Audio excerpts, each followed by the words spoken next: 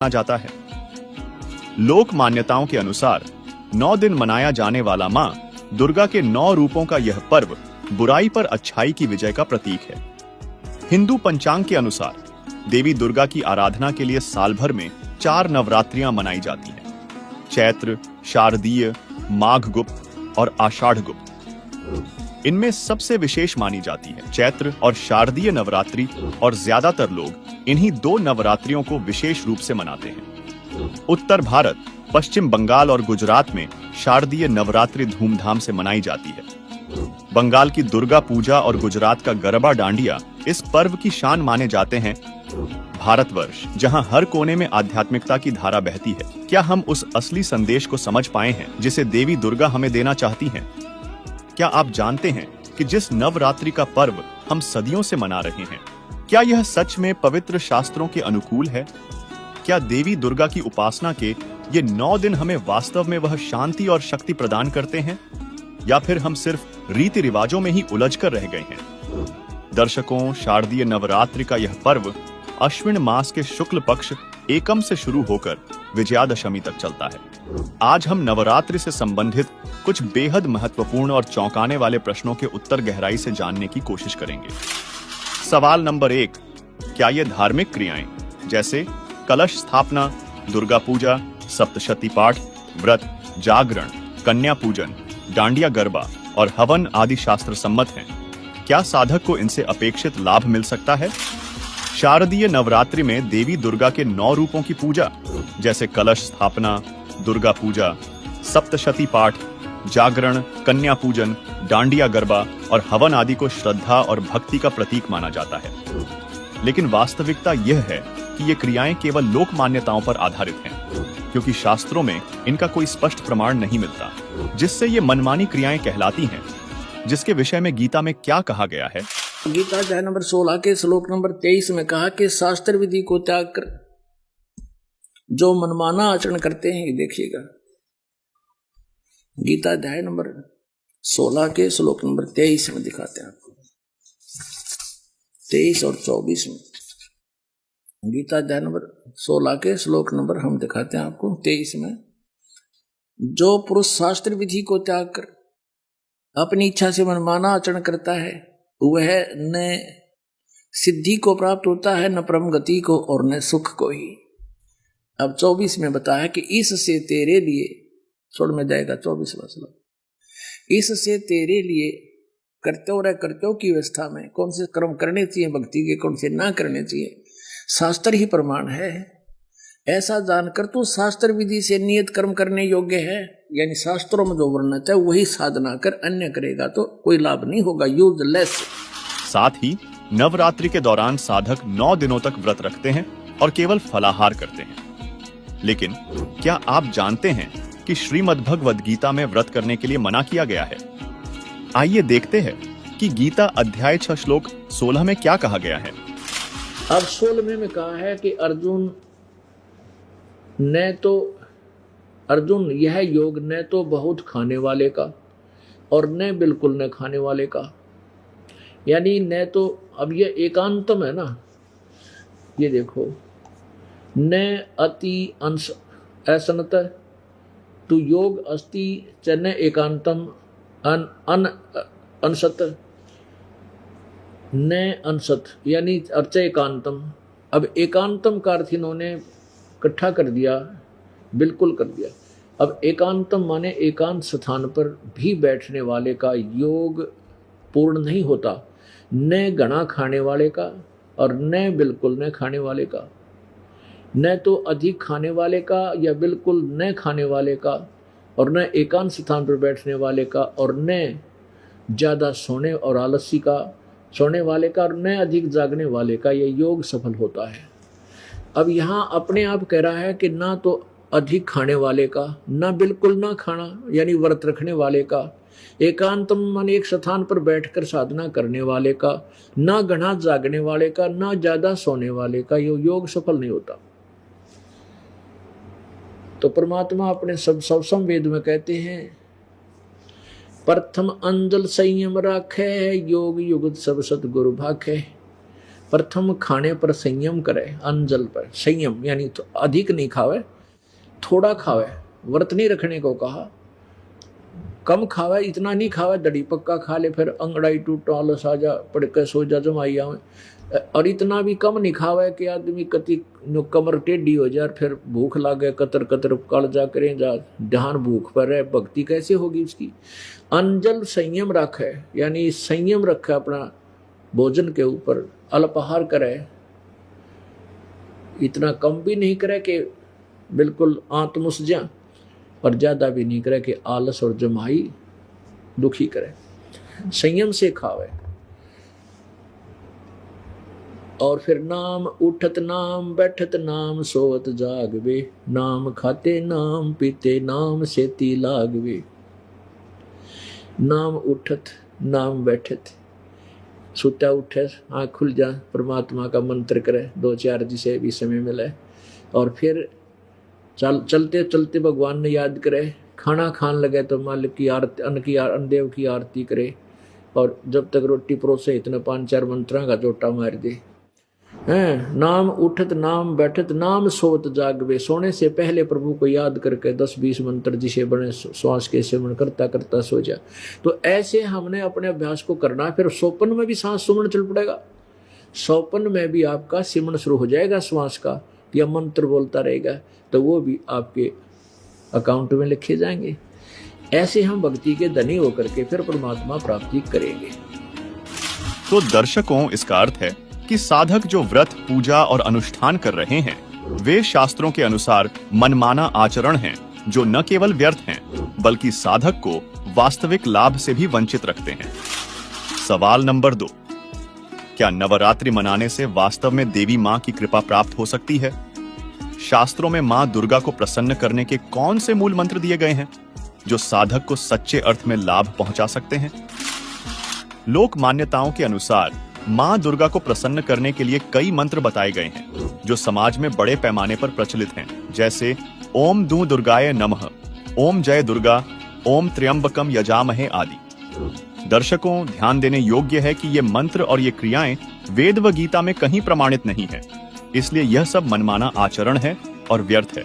वास्तव में दुर्गा जी समेत यहाँ की 5 प्रधान शक्तियों के मूल मंत्र कौन से हैं, देखिए। इन सभी शंकराचार्यों को तथा हिंदू धर्म के इन सभी कथावाचकों, धर्म गुरुओं और प्रचारकों को 12 अक्षर मंत्र की जानकारी नहीं है, जो इन्हीं 5 देवी देवताओं की साधना के यथार्थ मंत्र हैं। सभी शंकराचार्य तथा हिंदू धर्म के ये सभी कथावाचक, धर्म गुरु और प्रचारक इन देवी देवताओं का मूल मंत्र इस 12 अक्षर ओम नमो भगवते वासुदेवाय को माने बैठे हैं और इसी मंत्र का जाप करके मोक्ष की आस लगाए बैठे हैं। यदि सभी शंकराचार्यों तथा हिंदू धर्म के इन प्रचारकों की बात को सत्य माना जाए, तो ये मंत्र 5 देवताओं की भक्ति अर्थात साधना का नहीं हो सकता, क्योंकि ये मंत्र तो केवल वासुदेव के लिए है, जिसे सभी शंकराचार्य जी श्री कृष्ण अर्थात विष्णु जी के तौर पर मानते हैं, जबकि शंकराचार्य जी खुद ये स्वीकार कर रहे हैं कि हिंदू धर्म में मुख्य 5 देवी देवता हैं, जो काल ब्रह्म की सब व्यवस्थाओं को संभालते हैं, और यही पंच देवता इस लोक में सर्व सुविधाएं प्राप्त करवाते हैं। दर्शकों, इन पंचदेव साधना के यथार्थ 12 अक्षर मंत्र आपके सामने उजागर करने जा रहे हैं, जिनको वर्तमान में केवल और केवल तत्वदर्शी संत रामपाल जी महाराज ने ही दुनिया के सामने उजागर किया है। तो आइए देखते हैं मनु और शतरूपा जी इन 5 देवी देवताओं के कौन से 12 अक्षर मंत्रों का जाप करते थे। दर्शकों, मनु और शतरूपा जी सतयुग के आदि में पंचदेव के यथार्थ मंत्रों का जाप करते थे, जिन मंत्रों को संत रामपाल जी महाराज भी प्रथम दीक्षा के समय में अपने शिष्यों को देते हैं। इन 5 देवों के मंत्रों के 12 अक्षर मंत्र इस प्रकार हैं, जिनका जाप मनु और शतरूपा जी करते थे। ओम किलिम हरिम श्रीम सोहम। दर्शकों, इस प्रकार इन अक्षरों को जोड़कर देखा जाए तो कुल 12 अक्षर बनते हैं। दर्शकों, ये 12 अक्षर का एक मंत्र कहलाता है, और इस एक मंत्र को साधक को प्रतिदिन 108 बार करना होता है। यही वो 12 अक्षर मंत्र है। इनका जाप मनु और शतरूपा जी करते थे। ये आदि सनातनी पूजा के प्रथम चरण के मंत्र हैं। इन्हीं मंत्रों को संत रामपाल जी महाराज अपने शिष्यों को देते हैं। दर्शकों, आप सोच रहे होंगे ये जो ओम शब्द है इसको एक ही अक्षर क्यों गिना गया, जबकि सुनने व बोलने में एक प्रतीत नहीं हो रहा। इस शंका के निवारण के लिए हमें गीता जी अध्याय 8 के श्लोक 13 को देखना होगा, जिसकी संस्कृत में लिखा है कि ओम इति एकाक्षरम, जिसके अनुवाद में लिखा है कि ओम इस एक अक्षर रूप का अर्थात ब्रह्म के नाम का चिंतन करता हुआ। दर्शकों, गीता जी से ये स्पष्ट हो जाता है कि ओम को एक ही अक्षर गिना जाता है। इसी प्रकार यहाँ शिव पुराण में भी प्रमाण है कि वह प्रणव ओम नामक एक अक्षर हो गया। इसी प्रकार रामचरितमानस की इस चौपाई में भी अनुवादकर्ता ने ओम को एक अक्षर गिना है, तभी ये 12 अक्षर होते हैं। दर्शकों, इससे स्पष्ट है कि शास्त्रों के आधार पर ओम शब्द को एक अक्षर ही गिना जाता है। दर्शकों, किसी भी श्रद्धालु को ये शंका नहीं रहनी चाहिए कि ये अक्षर सही हैं या ये वाले अक्षर सही हैं। जैसा कि आप इसी रामचरितमानस की इस चौपाई में देख रहे हैं कि यहाँ अक्षर शब्द लिखा है, यहाँ ये अक्षर शब्द संत भाषा में लिखा गया है, जबकि इस अक्षर शब्द को अगर हम शुद्ध करके लिखेंगे तो ऐसे लिखेंगे। इसमें ना तो च शब्द है और न ही छ शब्द है, लेकिन ये दोनों ही शब्द अक्षर का बोध करवाते हैं। अनुवादकर्ता ने द्वादश अक्षर शब्द का अर्थ द्वादशाक्षर किया है, यानी अक्षर शब्द को अक्षर लिखा है, जो बिल्कुल ठीक है। इसी प्रकार इन मंत्रों को व्याकरण की दृष्टि से देखने में भिन्नता नजर आ रही है, लेकिन ये इन देवी देवताओं के मूल मंत्र होने का ही बोध करवाते हैं। इसी प्रकार एक और शब्द है, ये देखिए, रामचरितमानस की इस चौपाई में लच्छी शब्द है, जो कि संत भाषा में इस प्रकार लिखा गया है, लेकिन यदि इस शब्द को शुद्ध करके लिखेंगे तो लक्ष्मी शब्द बन जाएगा। इसी प्रकार रामचरितमानस के इस दोहे में ओरु शब्द लिपिबद्ध है, जो कि संत भाषा के दृष्टिकोण से लिखा गया है, लेकिन अनुवादक ने इस शब्द का अनुवाद करते समय ओरु को और लिखा है। दर्शकों, दोनों शब्द समान अर्थ का बोध करवा रहे हैं। इसी प्रकार लच्छी को अनुवादक ने लक्ष्मी लिखा है, अर्थात लच्छी संत भाषा के दृष्टिकोण से लिखा गया है और लक्ष्मी व्याकरण की दृष्टिकोण से लिखा गया है, लेकिन दोनों शब्द श्री लक्ष्मी का बोध करवाते हैं। ठीक इसी तरह जैसे यहाँ ये किलियम शब्द और ये किलिम शब्द दोनों ही श्री गणेश जी के मूल मंत्र का बोध करवा रहे हैं। इसलिए सभी श्रद्धालुओं से निवेदन है कि आप ये देखकर भ्रमित न हो कि एक ही मंत्र अलग अलग तरह से क्यों लिखा अथवा बोला गया है। दर्शकों, ये आदि सनातनी पूजा के प्रथम चरण के 12 अक्षर मंत्र हैं। इन मंत्रों को केवल पूर्ण संत से लेकर ही जाप किया जाता है। तत्वदर्शी संत ही इन मंत्रों को जाप करने की विधि बताता है। आपको शंका हो सकती है कि इन मंत्रों का प्रमाण और किस ग्रंथ में है। दर्शकों, ये तो प्रमाणित हो ही चुका है कि आदि सनातनी पूजा के अंतर्गत आने वाले इन 12 अक्षर मंत्रों को सतयुग के आदि में सत सुकृत रूप में आए कबीर परमात्मा ने मनु और सतरूपा को दिया था, जिसके कुछ वर्ष बाद ये भक्ति लुप्त हो गई। इसके विषय में गीता अध्याय 4 श्लोक 1 व 2 में कहा है कि मैंने इस अविनाशी भक्ति मार्ग को सूर्य से कहा था। सूर्य ने अपने पुत्र वैवस्वत मनु से कहा और मनु ने अपने पुत्र राजा इक्ष्वाकु से कहा। हे परंतप अर्जुन, इस प्रकार परंपरा से प्राप्त इस भक्ति मार्ग को राजर्षियों ने जाना, किंतु उसके बाद वह योग अर्थात भक्ति मार्ग बहुत समय से इस पृथ्वी लोक में समाप्त हो गया। दर्शकों, यही 12 अक्षर मंत्र कलयुग में आज से लगभग 600 वर्ष पहले कबीर परमात्मा ने इन 12 अक्षर मंत्रों का जाप अपने शिष्यों को दिया था, जिसका प्रमाण आपको कबीर शब्दावली के पेज 77 पर देखने को मिलेगा, जिसमें कबीर साहिब जी का एक शब्द है, कर नैनो दीदार महल में प्यारा है। कबीर साहिब जी ने अपने इस शब्द में इन 12 अक्षर मंत्रों को स्पष्ट लिखा है। वाणी है कि कर नैनो दीदार महल में प्यारा है। फिर आगे लिखा है, मूल कमल दल चतुर बखानो, किलिम जाप लाल रंग मानो, देव गणेश तहां रोपा थानो, रिद्धि सिद्धि चवर ढुलारा है, स्वाद चक्र शट दल बिस्तारो, ब्रह्मा सावित्री रूप निहारो, उलट नागिनी का सिर मारो, तहां शब्द ओंकारा है, नाभि अष्ट कमल दल साझा, सेत सिंहासन विष्णु विराजा, हरिम जाप तासु मुख गाजा, लक्ष्मी शिव आधारा है, 12 कमल हृदय के माही, जग गौरी शिव ध्यान लगाई, सोहम शब्द तहां धुन छाई, गण करे जय जयकारा है, षोडश दल कमल कंठ के माही, तेहि मध्य बसे अविद्या बाई, हरिहर ब्रह्मा चवर ढुराई, जहां श्रीम नाम उच्चारा है। दर्शकों, कबीर साहिब जी के इस शब्द में वो 12 अक्षर मंत्र स्पष्ट लिखे हैं जो सृष्टि के आदि में मनु और सतरूपा जी करते थे। यहाँ संत भाषा में शब्दों को अलग तरह से लिखा गया है। दर्शकों, संतों ने अपनी स्थानीय भाषा को मध्य नजर रखते हुए संत भाषा में इन 12 अक्षर मंत्रों को इस तरह लिखा है। व्याकरण की दृष्टि से इन 12 अक्षर मंत्रों को इस तरह लिखा जाता है, लेकिन ये सभी शब्द इन्हीं 12 अक्षरों का बोध करवा रहे हैं। आपको एक प्रमाण और दिखाते हैं। 600 वर्ष पहले कबीर परमात्मा ने इन 12 अक्षर मंत्रों को लिपिबद्ध करवाया, जिसके बाद फिर से इन 12 अक्षर मंत्रों का लोप हो गया था। कबीर परमात्मा ने आज से लगभग 300 साल पहले फिर प्रकट होकर गरीबदास जी महाराज को छुड़ानी में आकर इन 12 अक्षर मंत्रों को प्रदान किया।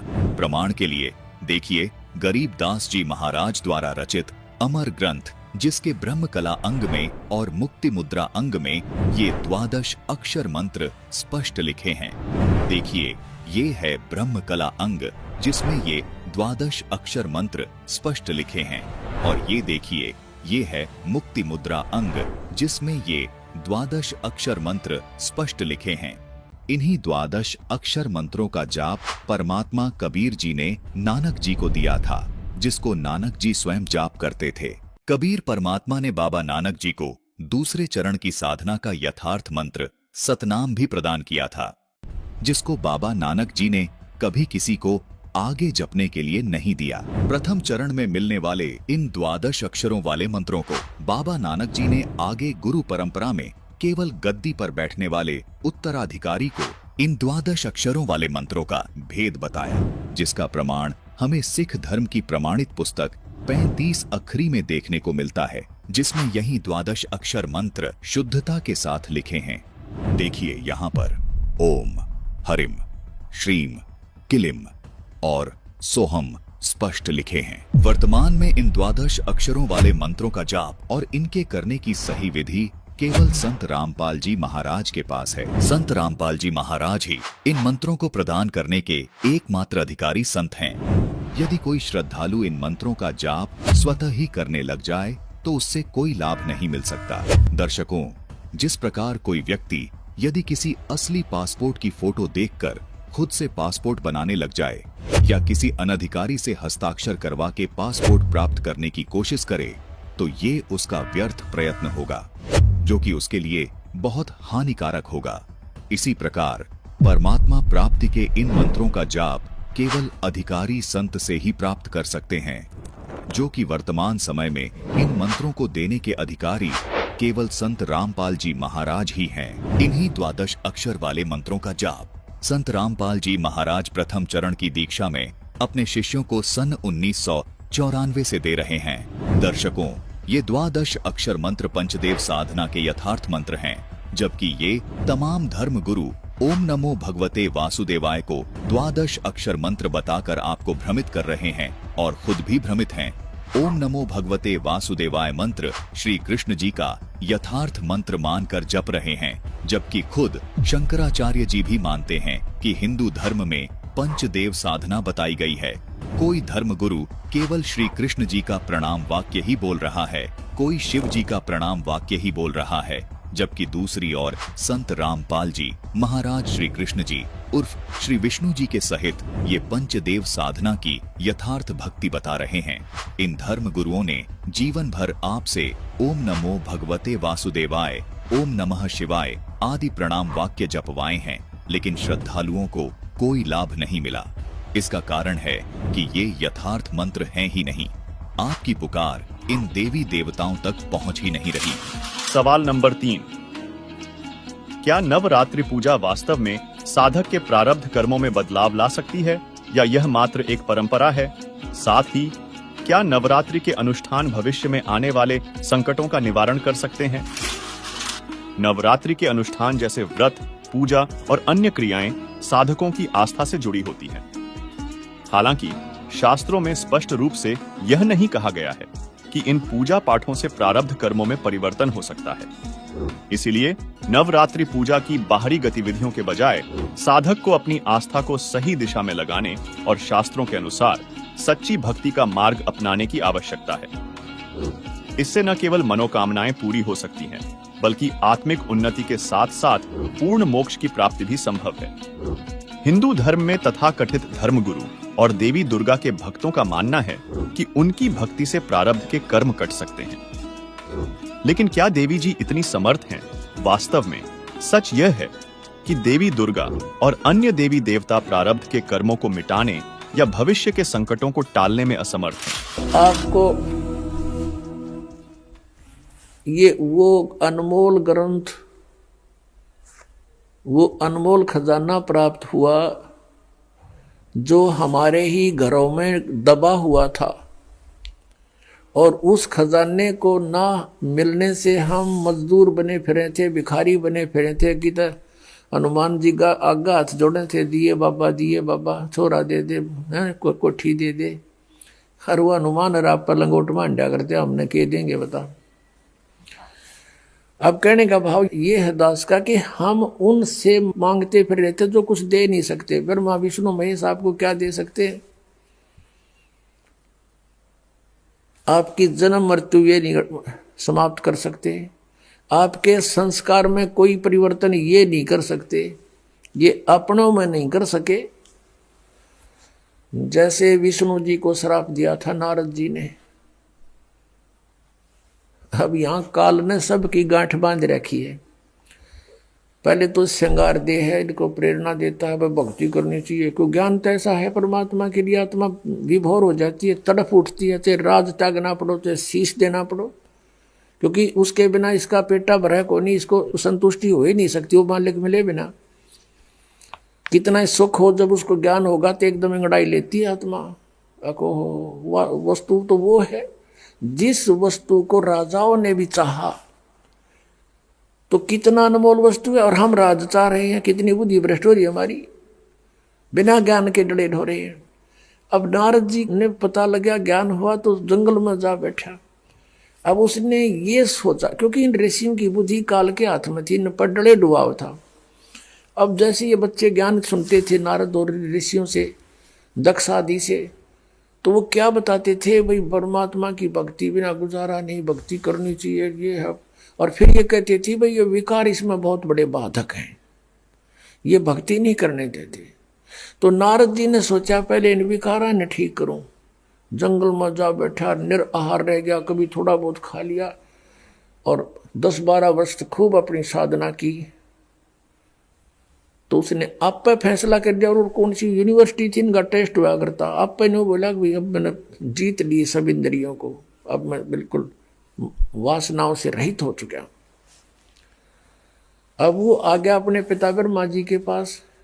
नारद जी ने कहा, पिताजी अब मैंने अपने विकारों पर काबू पा लिया है, मैंने जीत ली है ये माया, अब मैं भगत बनूंगा।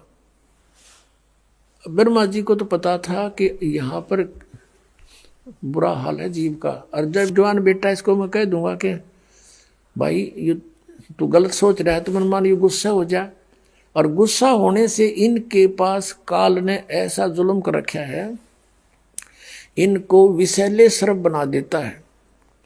ब्रह्मा को डर था, जैतने इसकी अब जो सतिथि में यू खड़ा है और एक शब्द भी नो कह दिया कि तू गलत कह रहा है तो मुझे श्राप दे दे मनमान ने। यानी इनके पास ये श्राप शक्ति भर देता है काल सिद्धि से, ये इनकी हठ योग से सिद्धि आती है। ब्रह्मा जी चुप रहा, ने बोला बेटा बड़ी अच्छी बात है, लेकिन इस तरह की बातें बताया नहीं करते। अब वो कह तनु था, वो कितने कह देगा विष्णु जी या जी किसी के पास, फिर वो इसकी देही तोड़ेंगे, यानी इसकी वीरान मट्टी कर देंगे। उसने कहा बेटा ठीक है, तू ऐसा करना, कहीं जिक्र ना करना। अक नहीं जी क्यों ना करूं, मैंने तो विजय पा ली है, ढोल के डंके से कहूंगा। ब्रह्मा जी ने कहा फिर तू विष्णु जी के सामने मत कहना। अक अच्छा जी, अब वहां तो कह दिया अच्छा जी पहुंचा, बालक की ये वृत्ति हो है, किसी को नू कह देना कि इस बक्से ना खोलिए, माँ बाप के जाते पहले उस सन खोल लगा। यह एक ऐसी वृत्ति हो उस बालक में, जिज्ञासा बढ़ जाती है। तो सीधा विष्णु जी के लोक में गया नारद जी। अब भगवान विष्णु ने कहा आओ महात्मा आओ बैठो। कैसे आए बच्चा? अब जी मैं साधना करके आया हूँ। कहा मुझे पता चला था भक्ति करने गए हुए। हाँ जी। और बहुत अच्छा, आपने क्या उपलब्धि की? कि सब विकारों को, सब वासनाओं को, माया को मैंने जीत लिया है, अब मैं मार नहीं खाऊंगा। अब विष्णु जी ने कहा भी ठीक है, बड़ी अच्छी बात बेटा, साधु संत का प्रथम कर्तव्य तो यही होता है, इसमें विकारों पर विजय पाओ। अब जब तो नारद जी तो कहा गया, रिमोट काल के हाथ में विष्णु रखा। फिर पाछे तक काल ने प्रेरणा कर दी, उसको इस चिंता बनी रहती है कि अगर ये ब्रह्मचारी पद में पहुंचने लगे सारी, और बाले बच्चे कौन पैदा करेगा, मैं खाऊंगा कि? तो इसने विष्णु में बर्दी फूक कि इसको तो अभिमान हो गया, चल इसको अभी ठीक करता हूं। विष्णु जी ने काल प्रेरणा से एक मायावी नगरी रच दी अपनी सिद्धि तय। 16 कला के भगवान है ये। और वहां पर एक राजा का स्वयंवर रच दिया, राजा की लड़की का स्वयंवर। दूर दूर से देश के नौजवान बच्चे आए हुए थे शादी करने के लिए। स्वयंवर का अर्थ होता था कि लड़की स्वयं अपना पति चुना करती थी अपने पसंद का। माँ बाप के सिर से उलाहना उठ जाता था कि ऐसा ढूंढा, वो खत्म हो जाती थी इस तरह की समस्या। अब नारद जी उसी नगरी से गुजरा, और ब्याह के गीत बहुत बुंडे हो हैं, आम आदमी में प्रेरणा हो जाए। सारा श्रृंगार करके औरतें गाने गा रही हैं, बहुत सुंदर नगर सजा रखा है। नारद जी ने पूछा भी क्या हो रहा है? वहां बताया नागरिकों ने कि भी यहाँ एक राजा की लड़की बहुत सुंदर है, अप्सरा आई है समझो, ऐसी है, और उसका विवाह हो रहा है। अब नारद जी का भी उठी अंगड़ाई। उसने सोचा रहे ब्याह भी करवा के देख लिया कि बूढ़ी बात से पिताजी ने करवा रखा, चाचा जी ने करवा रखा, छोटे चाचा जी ने करवा रखा, क्या फर्क पड़े है? पिताजी ब्रह्मा जी, चाचा इसका विष्णु जी, छोटा चाचा शंकर जी, सारे विवाह कराए बैठे। तो इस प्रेरणा से वो भूल भाल गया अपने उद्देश्य ने। फिर उसने सोचा यार लड़की मुझे पसंद कैसे करेगी, इतना लंबा चोटा कचकोल कटा रखा। तो उसने सोचा भी तू भगवान से, विष्णु जी से उनका रूप मांग ले, बहुत सुंदर है भगवान। तो वो जाकर के एक बनी में बाहर अर्ज करी, भगवान विष्णु प्रकट हो गए। कहा भी बेटा कैसे याद किया, कैसे याद किया मुझे? कि भगवान मैंने आज तक आपसे कुछ नहीं मांगा, और आज मैं आज कुछ मांगना चाहता हूँ। अग्ना वचनबद्ध हो गया। आज मुझे हरि रूप चाहिए, मैं विवाह कराऊंगा। हरि का अर्थ संस्कृत में बंदर भी होता है। विष्णु जी ने उसका बंदर का मुंह लगा दिया, विष्णु जी चले गए। अब नारद जी ने सोचा कि मैं सबसे हैंडसम हो गया ही, और वो आ गया स्वयंवर में। स्वयंवर में चेयर रखी हुई थी, सभी राजा महाराजा जो भी विवाह कराने के इच्छुक थे उस पर बैठ के विराजमान हो गए। अब नारद जी भी बैठ गया जच के कुर्सी पे। अब लड़की आई माला लेकर, वरमाला। अब जो ही वो नारद के पास आई तो कति सोच लिया था आते बनेगा काम। अब वो लड़की उसे आगे गुजर गई, आगे निकल गई। उसने सोचा लड़की का ध्यान नहीं पड़ा दिखे। अब वहां से उठ के खाली कुर्सी और थी, वहां जा बैठा, अकीब इधर से आओगी जब दिखूंगा। अब वो उसके पास से फिर आगे गुजर गई, थोड़ी सी पीछे हो केवल के अकुआ सकल उसको ढूंढर लागे गधे मार दे जो रखे। तो जब वो आगे चली गई तो बहुत सोचने लगा क्या बात होगी।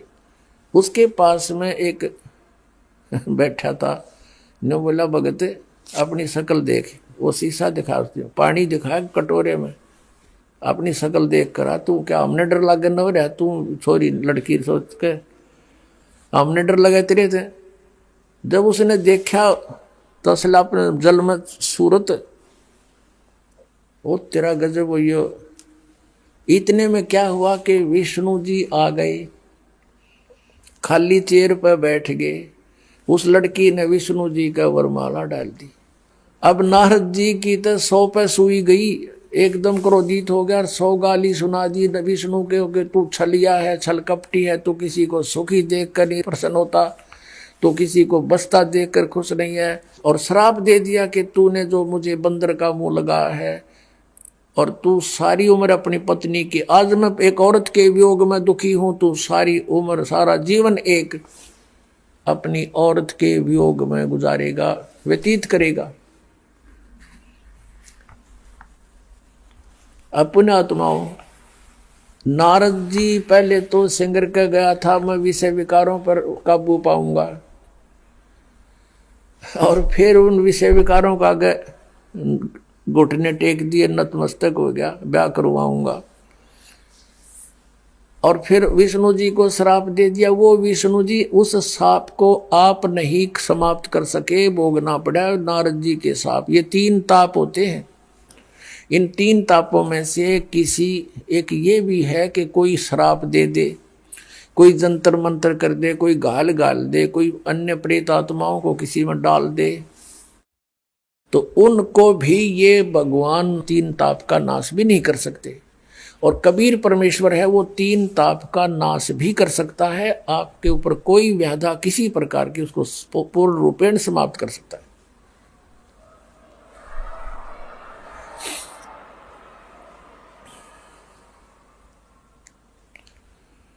तो भगवान श्री विष्णु जी ने रामचंद्र रूप में पूरा दुख उठाया, अपनी पत्नी के वियोग में सारा जीवन व्यतीत किया।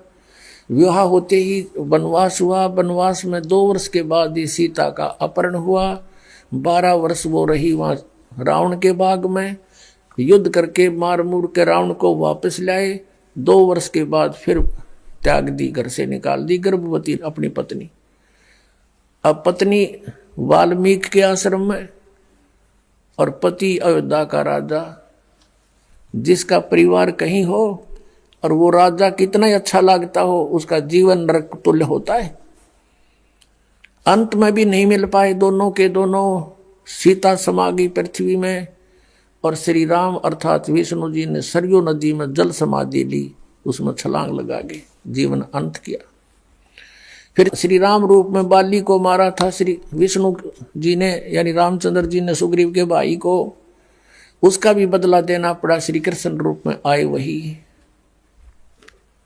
और एक शिकारी जो बाली वाली आत्मा थी, वो शिकारी बना हुआ था, विषाक्त जहर से युक्त उसका तीर था, वो श्री कृष्ण के पैर में मार के उनका वध किया, अपना टिट फॉर टैट लिया। तो यहां परमात्मा कहते हैं, कबीर जी तुम कौन राम का जपते जापम, और ताते कटे ना ये 3 मुंह तापम। वही गीता अध्याय 8 श्लोक 16 में स्पष्ट लिखा है कि ब्रह्मलोक से लेकर सब लोक बारंबार उत्पत्ति नाश वाले हैं, परंतु हे कुंती पुत्र, जो यह नहीं जानते वे मुझे प्राप्त होकर भी फिर जन्मते हैं। यानी ब्रह्मलोक तक जितने लोक जैसे स्वर्ग, पृथ्वी, पाताल, ब्रह्मा का लोक, विष्णु लोक, शिव लोक, दुर्गा का लोक, ब्रह्मलोक आदि तथा इनमें निवास करने वाले देवी देवता आदि हैं, वे सभी जन्म मृत्यु के चक्र से बंधे हैं। तो जब ये स्वयं अपने प्रारब्ध कर्मों को नहीं बदल सकते, तो अपने भक्तों का कैसे बदल देंगे? दर्शकों, इससे स्पष्ट है कि देवी दुर्गा जी और त्रिदेव ब्रह्मा, विष्णु और शिव अपने साधकों के प्रारब्ध कर्मों को न तो बदल सकते हैं और न ही आने वाले संकटों को दूर कर सकते हैं। सवाल नंबर 4, स्वयं देवी दुर्गा जी ने अपनी भक्ति को लेकर क्या कहा है? पूरा हिंदू समाज देवी दुर्गा की विभिन्न रूपों में पूजा करता है, लेकिन क्या आप जानते हैं, देवी महापुराण के 7वें स्कंध के अध्याय 36 पर स्पष्ट प्रमाण मिलता है कि श्री देवी जी स्वयं राजा हिमालय को अपनी पूजा करने से मना कर रही हैं। आइए इसका प्रमाण देखते हैं। अब देखिएगा, ये 7वां स्कंद 562 पृष्ठ पे, और ये संक्षिप्त देवी भागवत है। देवी के द्वारा हिमालय को ज्ञानो उपदेश और ब्रह्म स्वरूप का वर्णन। श्री देवी जी कहने लगी, पर्वतराज अब हम यहां से लेंगे, उस ब्रह्म का क्या स्वरूप है यह बतलाया जाता है, जो प्रकाश रूप सबके अत्यंत समीप में स्थित हृदय रूप गुहा में सतीत होने के कारण गुहाचर नाम से प्रसिद्ध है। महान पद अर्थात परम प्राप्य है। वह समस्त प्रजा के ज्ञान से परे है, किसी की बुद्धि में आने वाला नहीं है, यह तुम जानो।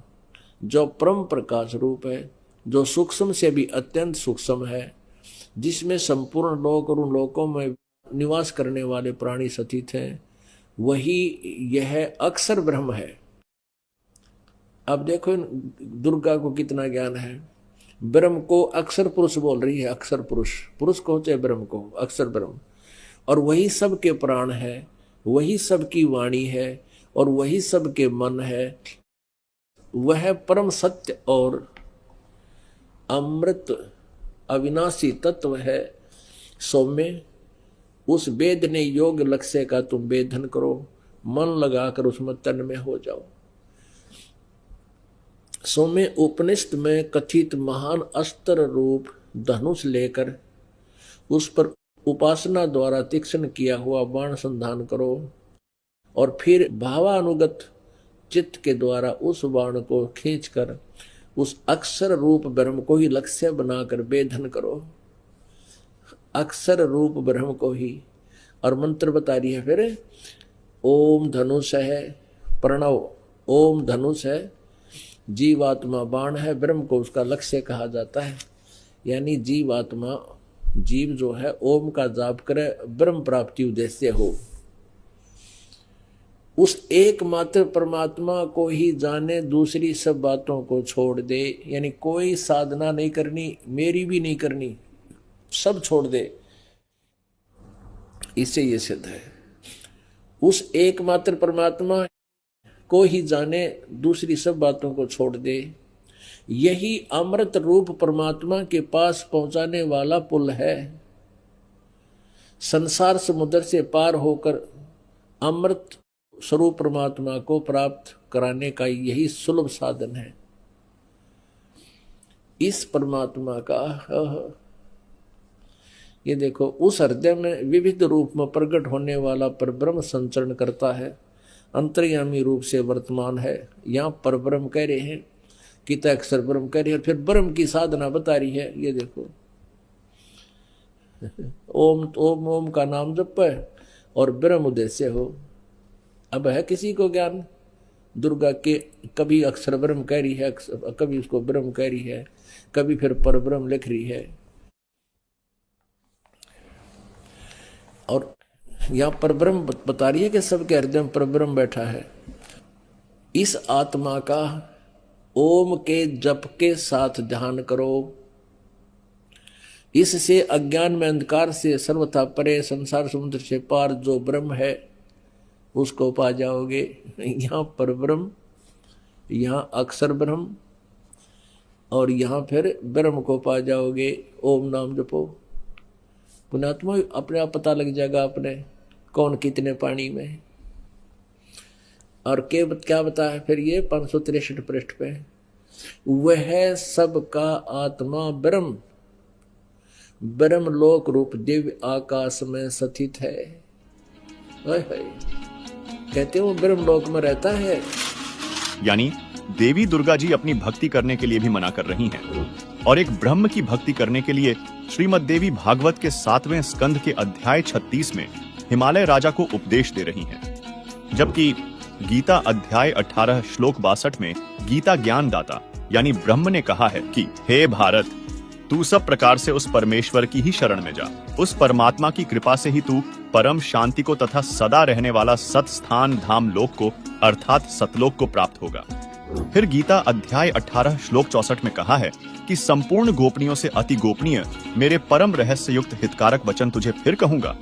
इसे सुन, यह पूर्ण ब्रह्म मेरा पक्का निश्चित इष्ट देव अर्थात पूज्य देव है, जिसको गीता अध्याय 8 श्लोक 3 में परम अक्षर ब्रह्म कहा है तथा गीता अध्याय 8 श्लोक 8 से 10 में कहा है कि जो उस परम अक्षर ब्रह्म की भक्ति करता है वह उसी को प्राप्त होता है। फिर गीता अध्याय 15 श्लोक 4 में गीता ज्ञान दाता ब्रह्म ने कहा है कि जब गीता अध्याय 4 श्लोक 34 अध्याय 15 श्लोक 1 में वर्णित तत्वदर्शी संत मिल जाए, इसके पश्चात उस परमेश्वर के परम पद अर्थात सतलोक को भली भांति खोजना चाहिए जिसमें गए हुए साधक फिर लौटकर संसार में नहीं आते, और जिस परम अक्षर ब्रह्म से आदि रचना सृष्टि उत्पन्न हुई है, उस सनातन पूर्ण परमात्मा की ही मैं शरण में हूं। दर्शकों, गीता ज्ञान बोलने वाला अक्षर ब्रह्म अर्थात काल निरंजन है, जिसकी विस्तृत जानकारी जानने के लिए कबीर बड़ा या कृष्ण वीडियो अवश्य देखिए, जिसका लिंक हमने इसी वीडियो के डिस्क्रिप्शन में दे रखा है। गीता बोलने वाला ब्रह्म स्वयं परम अक्षर ब्रह्म की भक्ति करने को कह रहा है तथा स्वयं भी स्वीकार कर रहा है कि मैं भी उसी परम अक्षर ब्रह्म की शरण में हूं। अब सवाल यह उठता है कि वह पूर्ण परमात्मा परम अक्षर ब्रह्म कौन है, उसकी भक्ति की सही विधि क्या है, और कौन सा संत हमें इस सत्य ज्ञान की सही जानकारी दे सकता है। सवाल नंबर 5, वह पूर्ण परमात्मा परम अक्षर ब्रह्म कौन है जिसकी भक्ति से सभी सुख और मोक्ष प्राप्त हो सकते हैं। साथ ही वह कौन सी विधि है जो शास्त्रों में स्पष्ट रूप से बताई गई है। हमारे समाज में परमात्मा के बारे में कई धारणाएं फैली हुई हैं। वास्तविक सुख और मोक्ष की प्राप्ति केवल पूर्ण परमात्मा परम अक्षर ब्रह्म कबीर जी की सच्ची भक्ति से ही संभव है। देखिए कबीर परमात्मा का वेदों में प्रमाण। तो ये दास आपको ये पहचान कराना चाहता है कि कबीर इज गॉड, और ये वो परमात्मा जो बनारस में आपने के एक दुल्हा सा दिखा था, ये मालिक थे पूर्ण परमात्मा थे। इसकी महिमा वेदों में लिखी हुई है कि वो परमात्मा ऐसे आता है, ऐसे लीला करता है। यहाँ देखिए वो सह शरीर आते हैं। ये ऋग्वेद मंडल नंबर आपको दिखा रहे हैं, ये भी दिखा, ये कहाँ से प्रकाशित है। सार्वदेशिक आर्य प्रतिनिधि सभा, महर्षि दान भवन, रामला मैदान, नई दिल्ली 2 से। ये इनके फैक्स और फोन नंबर हैं। यहाँ इन्होंने गलत लिखा है कि इसका भाषा भाषी आर्य भाषा भाषी यानी अनुवाद महर्षि दान सरस्वती नहीं किया इन दोनों का, ये किसी और ने किया। फिर भी देखो इसके मुद्रक हैं Prince offset printers, 1510 Pataudi house, Daryaganj, Nai Delhi. ये इनके फोन फैक्स नंबर है। इसमें हम आपको ले चलते हैं ऋग्वेद मंडल नंबर 9 सूक्त नंबर 86 में।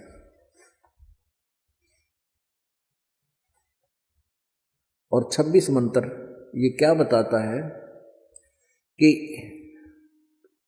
यज्ञ करने वाले यजमानों के लिए परमात्मा, यज्ञ माने धार्मिक अनुष्ठान, शास्त्र अनुकूल करने वाले यजमान माने भक्तों के लिए परमात्मा